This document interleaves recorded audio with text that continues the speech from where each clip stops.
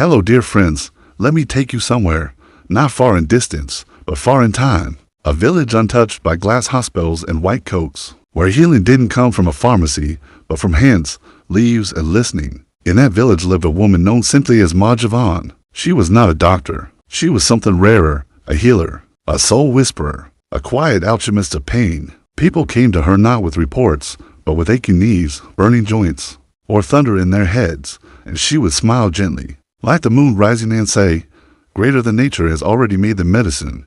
You just have to remember where to look." So today, let's walk beside her. Let's remember what we've forgotten. 1.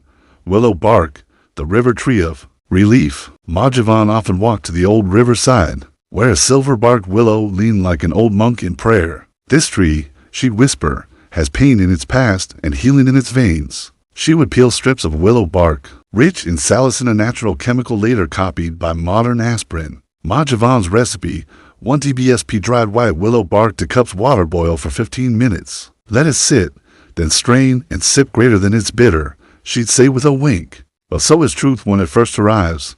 Used for headaches, muscle pain, arthritis, menstrual cramps too. Turmeric, golden milk for golden sleep. In her clay kitchen, Ma Jivan had a jar of golden dust turmeric. Her fingers were stained yellow, like a priestess of the sun. "This is fire that cools," she'd say. "It burns what hurts and lights what heals." Golden moon milk, 1 cup warm coconut or almond milk, 1 TSP turmeric powder. A pinch of black pepper activates curcumin, a drop of honey optional. She gave it to those with joint pain, digestive issues, swelling, or inflammation. Greater than black pepper opens the gate, turmeric walks through.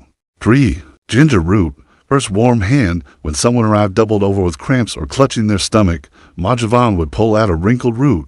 Ginger. "This," she said, "is the fire that doesn't burn, it comforts." Her ginger elixir: grate 1 TBSP fresh ginger, boil into cups, water for 10 minutes, add lemon or honey if needed. Used for nausea, period pain, headaches, arthritis. Let the heat travel, and the pain will retreat. 4. Clove oil, the toothache whisperer. One winter evening, a little boy came crying, clutching his jaw. Ma Jivan gently crushed cloves, soaked them in sesame oil, and dabbed it on his gums. The crying stopped like rain when the sun breaks through. How to make clove oil: crush 1 TSP whole cloves, soak in coconut or olive oil for 7 days. Store in a dark glass bottle. Use a cotton swab to apply to gums. Clove is small, she'd say, but it carries a sword.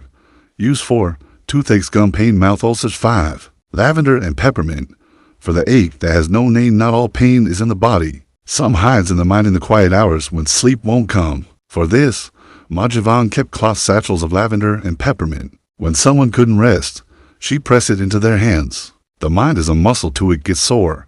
Greater than breathes," she'd whisper. "Make a calming oil. Mix 3 drops lavender oil plus 3 drops peppermint oil. Blend with 1 TBSP coconut or almond oil. Rub on temple, wrists, or under your nose before bed. Used for headache, stress, sleeplessness, anxiety. Greater than sometimes," she'd say. The cure is simply to remember how to breathe. Her final teaching before she passed. Ma Jivan left a scroll rolled in leaves. It contained only 5 lines.